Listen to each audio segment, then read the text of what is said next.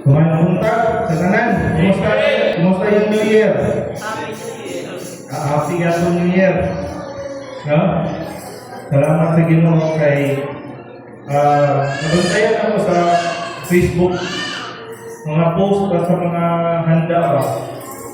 Nakita na ko nga dili na inanak grabe ka bungga ang mga handa. Ginagmay lang, pamilya lang yun.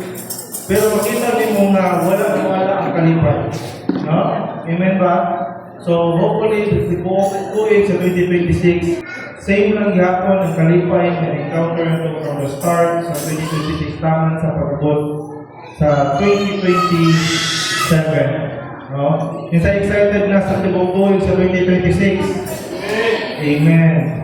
So this morning, wala ko nakakag ng title, so if you are taking notes, ang title sa itong topic for this morning is almost the same na po siya sa itong topic sa itong year-end party.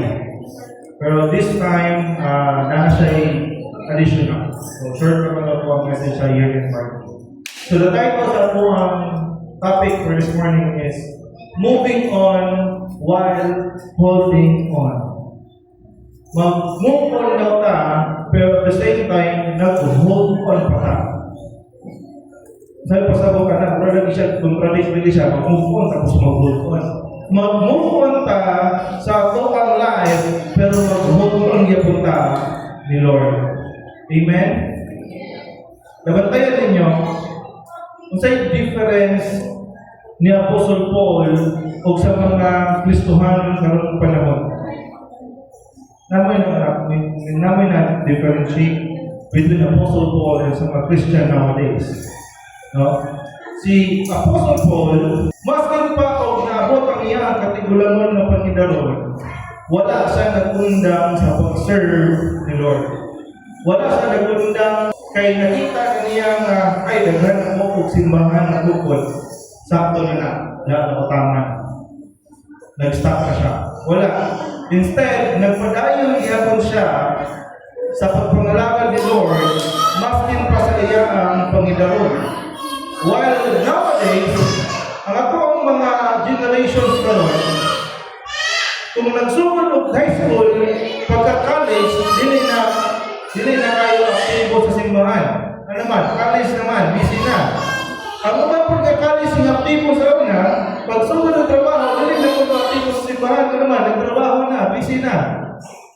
Nagtrabaho na po, dayon ni retire na, di na po aktibo sa simbahan ka naman.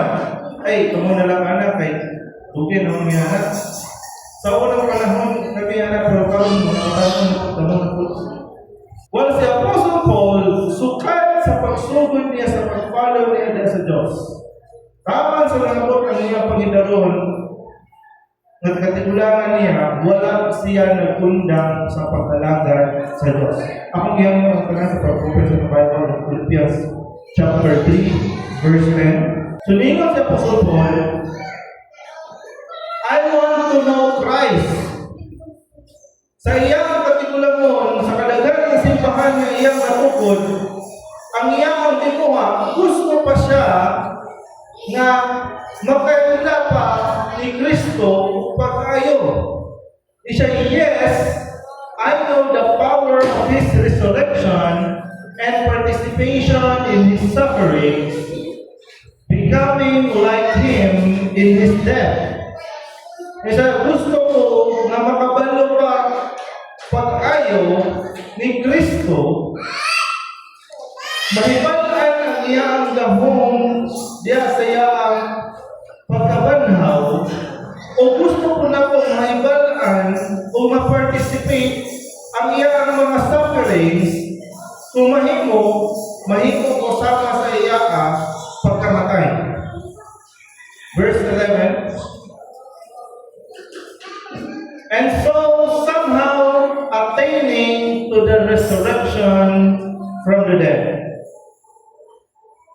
Si Apostle Paul, nagtinguha siya to know more about Jesus. Maskin pa po na tigulang na siya, o daghan na sa iya na Apostle Paul, okay na, sakto na. Daghan na kay kang dihang mo simbahan, pwede na mo pabuhay. Pero in verse 12, nag-iwan siya, not that I have already obtained all of this, or have already arrived at my goal, but I press on to take hold of that which Christ Jesus took hold of me. So maskin pa og daghan na nag-ingon sa iya nga Apostle Paul, grabe na yung mga achievements sa life. Daghan na kag kasimbahanan na akong natupod. Daghan na ka mga souls nga saved. Napaduol ka sa Diyos. Pero niingon sa Apostle Paul, dili pasapot na na-obtain na ako ng tanan, not that I have already obtained all of this, or makaingon ko sa ako na na-achieve na nako ako ang goal sa life, na makatukot ang daghang kasimbahanan all over our place. Pero ang gusto ni Apostle Paul, but I press on to take hold of that which of Christ Jesus hold of me. Ano siya nga, mupadayon niya po ito, and mupadayon o hold on of that for which Christ Jesus took hold of me. Sometimes, as Christians, we feel tired of serving God. I don't know sa inyo, pero I know each and every one of us na kay time sa tuwang pagkagustuhanon na kapuyon ka. Apoy mag-singkoy. Apoy naman ko parang apil sa music team, yung busy kayo po, yung apil po music team. Apoy naman ko buwan, kanang atupukit, mag-singba dito, diyon ang mga katawan sa bukit. Dili gihapon lang sa ilang mga dapat naman yung mga katawan mag-mark nimo. But Apostle Paul never stopped serving the Lord. That did not happen to Apostle Paul. Ipakita ninyo sa kinabuhi ng Apostle Paul, walay part sa iya naluya siya. Kaya ang iyang kaluya, nakita niya ang iyang kaluya mo strength diha ni Lord. When the time everyone think about his achievements, he did not stop. And aside from not stopping, he did not dwell in the past. God did not like for us to dwell in the past. Dili ganahan si Lord nga mag-remain ta diha sa ato ang kagahapon. If love should not keep us records of wrong, kung ang gugma nag-ingon ang Biblia, dili ta dapat mag-record sa mga sayop nga nahitabo sa atong kagahapon. Then, if love, sa 1 John 4:8, God is love, therefore God do not make records of our wrongs. Every time nga napay wapon kasala, if we want to push forward and we want to move forward, just move forward and do not dwell in the past. John chapter 8, verse 10 to 11, what did Jesus say? This is the story on itong babaeng di-accused nila of adultery. No? Sa unang panahon ng mosaiklo, kung nahibataan nga ikaw nag-commit og adultery, kinahanglan ka i-drag padulong sa plaza, o dito sa plaza, dito ka bulon bato kaman sa mamatay ka. Inana ang balakod sa unang heart. Pero pag-abot ni Jesus, pag-abot sa gugma, pag-abot sa anak sa Diyos na naghatag og love diha sa law, dili na nahimong inana. Ano man, yun sa inyo ni Jesus. Then Jesus stood up again and said to the woman, after ang iyang mga accuser ng lakaw, ng hawa, kay tingnan niya, o kinsa man ito yung unang unang puno pa to, siya mo'y balaan, limpyo, walay yung ma-accuse sa iyang kinabuhi. So, ang mga accuser niya, nang hawak, malakaw ka naman, maskin isa sa ilaan, walay balaan. So when the time na iyang giduol ang babae ni si Jesus, then Jesus stood up again and said to the woman, "Where are your accusers? Didn't even one of them condemn you?" Sa asa naman ang mga accuser ka? So, wala na yung nabiling. Didn't even one of them condemn you? In verse 11 said, "No, Lord," she said. Sa wala na itong mga accuser, Lord, nilakaw na siya. Nanghawa na sila. Pero niingon si Jesus, maayong istorya si Jesus. And Jesus said, "Neither do I." Kung sa'y kinalasan niyang giingon sa babae, "Go and sin no more." Because the sin yung gibuhat sa babae was on the past. Ang mga accuser niya ni accuse sa mga babae, at ikabang babae, well known siya as adulterous na babae. Mong pagkakita nila sa babae, ilan ang gidrag, hihina na si Jesus. According to Mosaic law, dapat buto na siya tangan sa mapatay ng tayanan. I-accuse nila of adultery. Pero that sin, if continue siya na mag-live in that sin, mamatay din siya. Pero niingon si Jesus, "Go." Kung mayroon ka rin go, meaning, move on na, lakaw na, pahawa na dali. Ayaw na pag-luhod nila, ayaw na pag-iyak din na. Go, pero make sure you don't sin no more. Ninsya ka, kung mulakaw ka, ayaw na pagbalik sa iyong karaan na kinabuhi. Ayaw na pagbalik sa iyong karaan na life. Kung usap ko yung sin na nabuhat sa kaniadto, learn from it and forget everything in the past. Ano man? Gusto dili ganahan si Lord na mag-dwell ta sige sa pag-uol. Dili ganahan si Lord na mag-dwell ta sige sa kalagot. Dili ganahan si Lord na mag-dwell ta sige sa makapadestroy sa atong heart.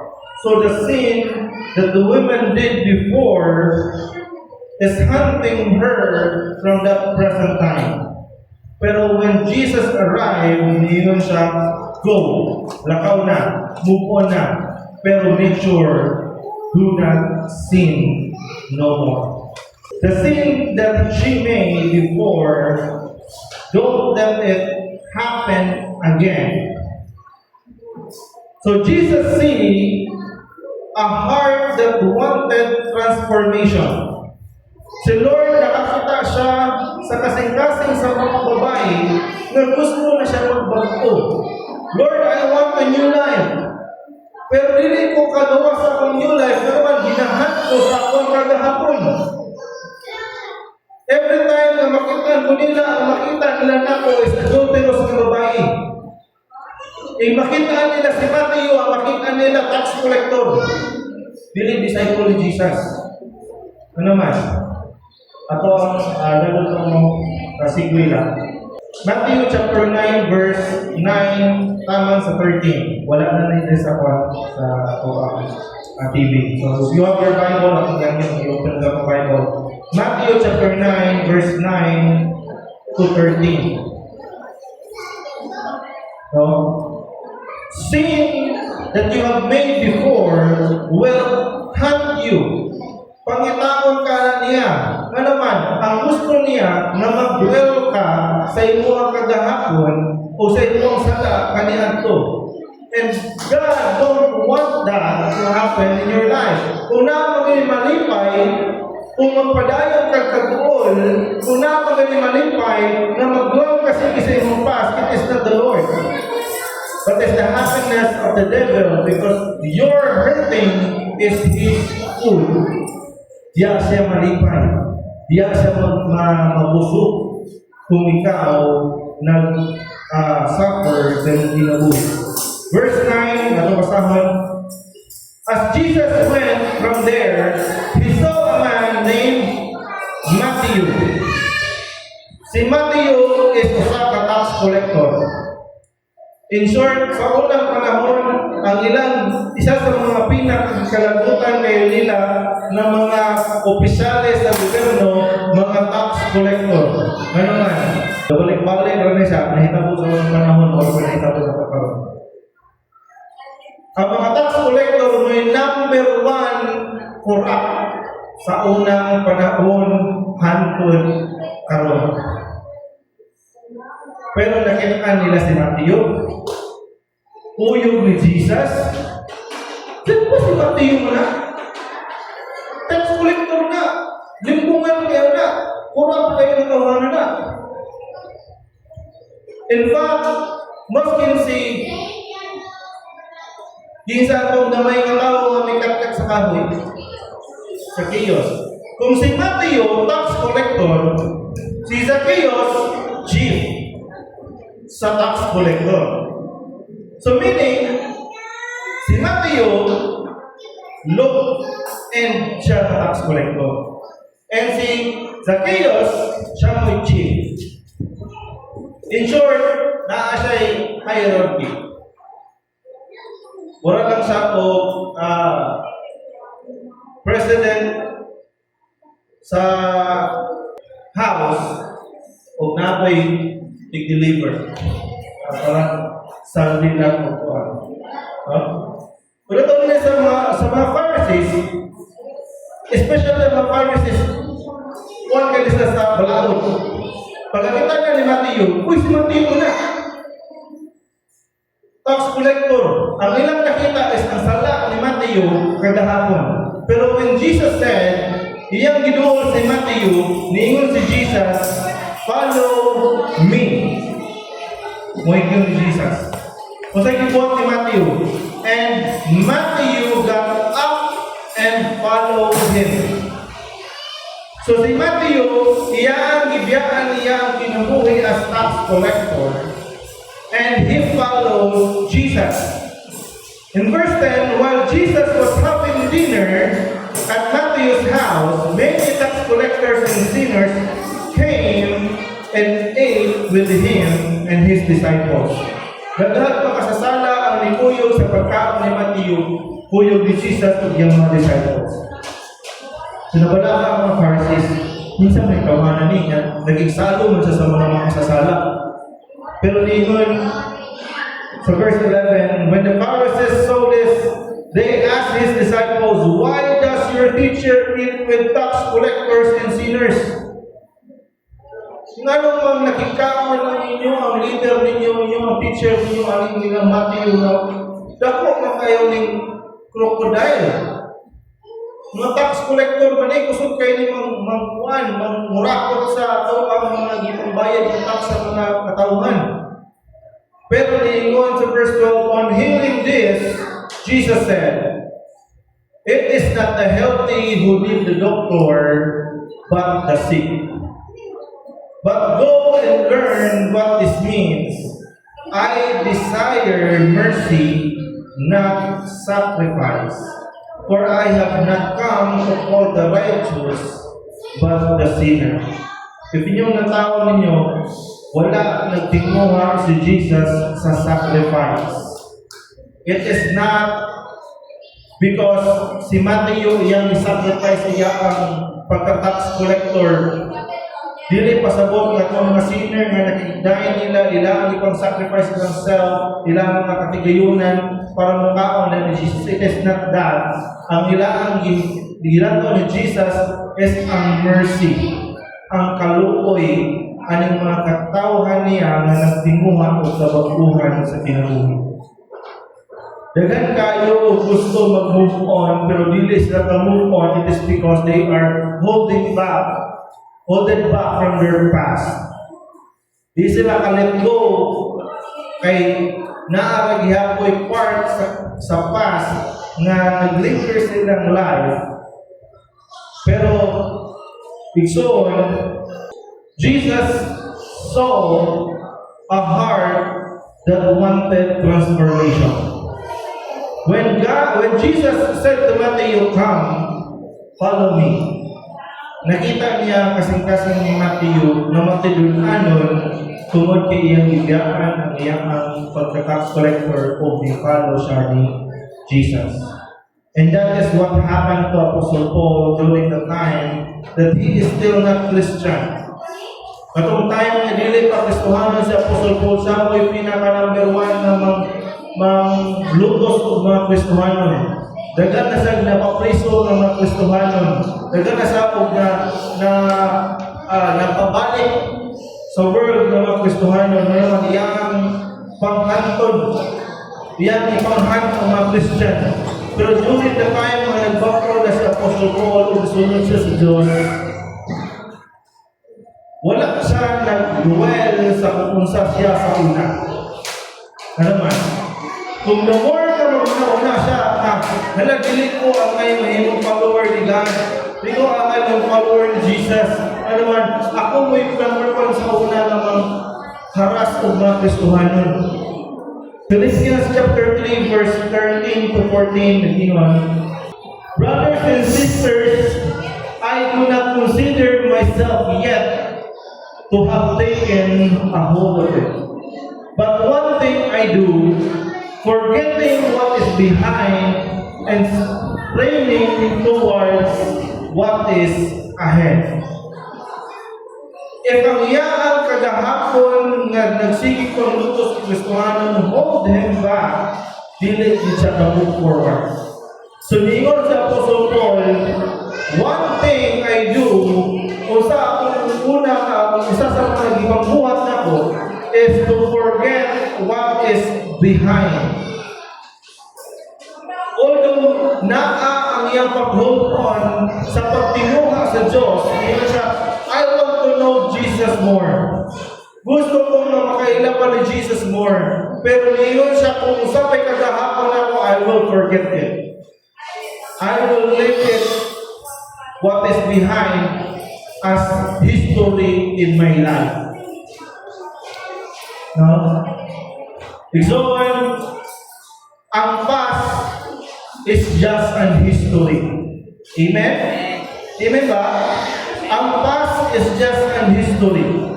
Pero kung nagsigig ka o dwell sa imo ang history, basin ikaw o mahimo na po kang story. Ang ganahan mo mahimong story na lang. Kani ba yung si Juan, si sister, bakit ba yung siya sa una? No? Kung magsigig ka dwell sa imong history, basin sa Juan, ikaw na lang mahimo na lang ang story. Storytelling na lang to, but bata pa siya sa una kay bukan kaya siya, sige na kung sikakit na mukakot sa bayabas na ano nila. Story na lang ka. Ano man? Sa sige ni mo dwell sa imo ang past, na-depress na ka, na-stress na ka, nagka-anxiety na ka. Kabalo ko example sa number 1 na thing aron mabalaan depressed ako sa katao. Balo mo, usay pinakaunang thing mo aron mabalaan mo matinuod jud siya ka depressed. Number 1 yun may inyo natawag, kalimutan niya iyang personal hygiene. Dili na sila maligo, dili na sila magpahumot, dili na sila manutras, dili na sila magpupag-ukawas. In short, malimutan nila ilang personal hygiene. Ayaw na tawa yung tapat. Naligo na siguro na. Kasi may ligo nila. Dili na siguro depressed. Parang tugnaw na, tugnaw. Ayaw kahit na talaga. Ayaw. So, Apostle Paul in verse 13 said, ako ang you left behind kung saan nasa past. I don't let that past of my life na ako naghantog mga Christian sa una na makapastap sa kuha na magtungkol ng mga kasimbahanan. Maskin tigulan na pagdaling kumustap na kasi paglingon sila na kung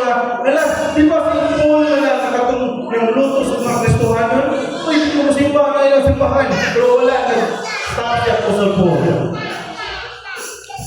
Wala niya gihimong hadlang yung pass para move forward siya into what lies ahead. Verse 14, ngayon, I press on towards the goal to win the prize for which God has called me heavenward in Christ Jesus. Ang goal ni Apostle Paul was not from behind.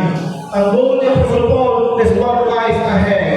And ang iyang gusto makuha is he pressed towards the goal to win the prize, which is God has promises na kung upadayon ng ta o lahutay sa dalan sa kinabuhi, ang atong prize is the everlasting life.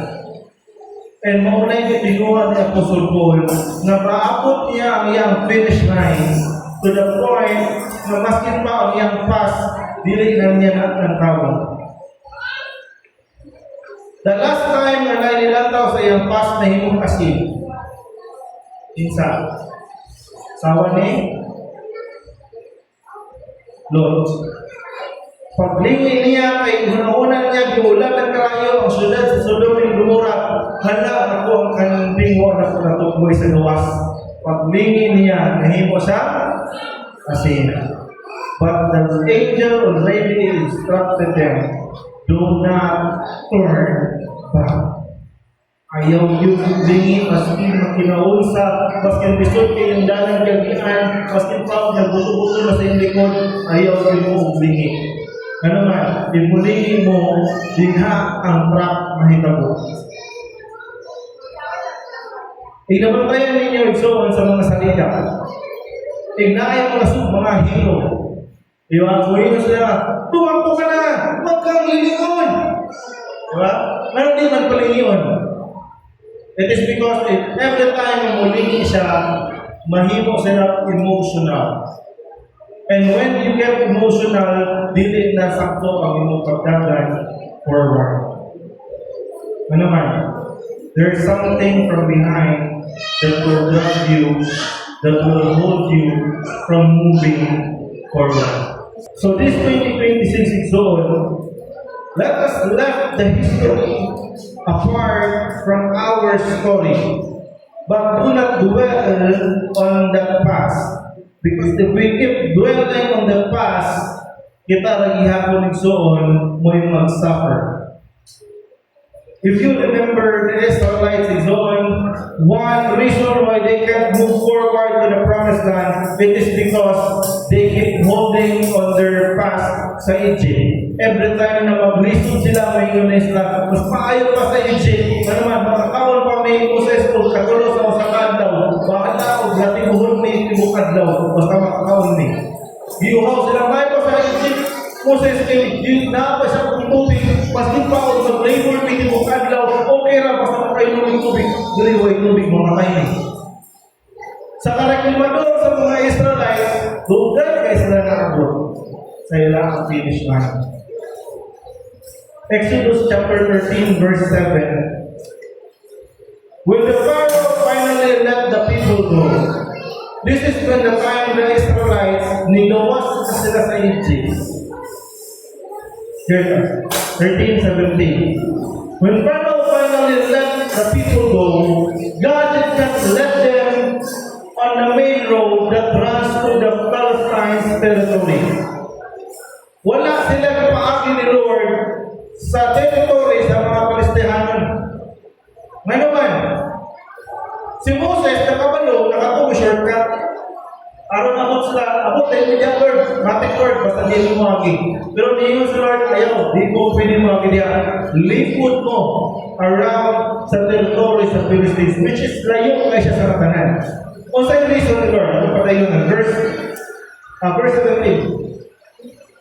Then, even though that was the shortest route to the promised land, una'y pinakagulong na route to the promised land, pero nag-iwan ang Diyos kung sa'yo reason ni Lord. If the people are faced with a battle, they might change their mind and return to Egypt. Nakita ninyo, ang pinaka-purpose ng Lord, dili aron mamamatay sila sa Kristiyano. Pero ang ikahalukan ni Lord is basin to change ilang mind o mubalik sila sa ilang past. Naningkamot sa Lord utuha sa ilang gikan sa Egypt, sa ilang kasakit, sa ilang mga mysteries nila, sa ilang kinabuhi na slave. Pero when the time na ipagawas na sila ni Lord, ang pinakauna ni Lord na dili mag-change ang nilang mind o return sa Egypt. Na naman, dili ka na sa Lord na mag-suffer ka sa ilang past. Dili ka na sa Lord na mag-suffer ang mga Israelites sa ilang kagahapon. Na naman, na-normalize naman Lord. Na okay ra na tinuhod mi, basta makasakol mi. Okay ra na mag-labor ka ni Bukadlaw, na di barya, basta makailumig-ubig. Nakakami kapuyan yun. Dili mi latagaw na wala ni pag-ingan. Dili mi makikaway dito, mamatay ni tanan. Nahimo na normal sa ila. But the Lord has a better plan sa ila. That's the reason why He take us out from that past. Dili ganun sa Lord na mag-dwell us at ang past. So, what God wanted for us is to move forward and forget the past behind. Do not stop serving the Lord, because even Apostle Paul don't stop. Even if he has planted many churches, yet us in this generation, sayo na kailangan i-let go atong service ni Lord. Sayo na kailangan i-let go na dili sa pumapil sa music team, dili sa pumapil sa Bible study, dili sa pumapil sa prayer meeting. Ano man, i-medyo apoy ko karon. I don't feel like serving the Lord this time. Daghan problem, distress kayo karon na panahon. I don't feel like praying this prayer meeting. Ano ba, kasi ako muna matingkal ako sa mga kagulo sa ako ang muna. Di sa pupunahan to pray. But if you remember, the Bible said, the Lord is attentive to the distress call of His people. If ang young people na distress call, Lord, kinahanglan na ako imong help. Mas attentive sa Lord na. Especially if these people call. You have learned a lesson before. Do not do it again. Go and sin no more. Move forward to John in a godly faith. No shortcut. Sama sa gibuhat niya sa Israelites. No rush way. Move forward when God said, step forward. And stop when God said, stop. For our last verse, ang gihangyo sa pag-open sa Bible in Ecclesiastes chapter 3, verse 9, tapos sa 14. Verse 10 again was, what do people really get for all their hard work? I have seen the burden of God placed on us all. Yet God has made everything beautiful for its time. He has planted eternity in the human heart, but even so, people cannot see the whole scope of God's word from beginning to the end. Verse 12. So I conclude that there is nothing better than to be happy and enjoy yourself as long as we can. Verse 13. And people should eat, drink, and enjoy the fruit of their labor, for these are the gifts from God. Verse 14. And I know that whatever God does is final. Nothing can be added to it or taken from it. God's purpose is that people should fear Him. Verse 15. That what is happening now has happened before. And what will happen in the future has happened before. Because God makes the same things happen over and over again. Igsoon ang atong problema sa kagahapon, mubalik na gihapon na siya. Pero if we don't learn from it, we will have to struggle the same problem over and over again. O, namingon si Lord, move forward. And namingon si Lord, kinahanglan kung move forward ka, enjoy the fruit of your labor. If Lord, ayaw ko gunahunang na wala, kasi no, mawala mo sa kwarta.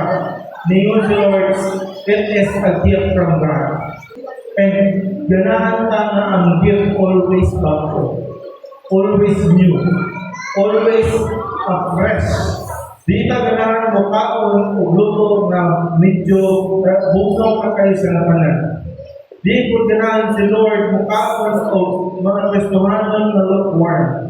Dili po ka ganahan mga o kape na bugnaw. Ganahan ka kung init, pero yung init, kuyugtog na ito ang bugnaw naman.